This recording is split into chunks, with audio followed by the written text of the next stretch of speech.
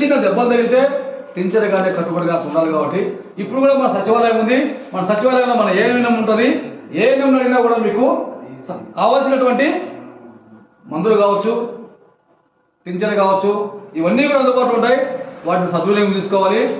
రెండవది, పనిచేసే సమయంలో చనిపోతే ప్రమాద బీమా గత ప్రభుత్వంలో ఉన్నప్పుడు మనకు 50,000 ఉన్నది. 2025 మే 1న కార్మిక దినోత్సవం రోజున మన శ్రామికుల కోసం మన ఉప ముఖ్యమంత్రులు ఎంత చేశారు తెలుసా? 2 లక్షల ప్రమాద బీమా చేశారు. పనిచేసే సమయంలో ఏదైనా జరిగితే 2 లక్షల రూపాయలు శ్రామికులకు అందించాలి. కాబట్టి ఇవి కాకుండా ఉపాధి హామీ పథకంలో 94 రకాల పనులు అనేది చేసుకోవచ్చు. ఆ 94 పనులు ఏం కూడా మన పంచాయత్ సెక్రటరీ మేడం గారు ఒక చార్ట్ మీద రాయించి వేస్తే ఏ పనులు అనేది కూడా అర్థమవుతుంది.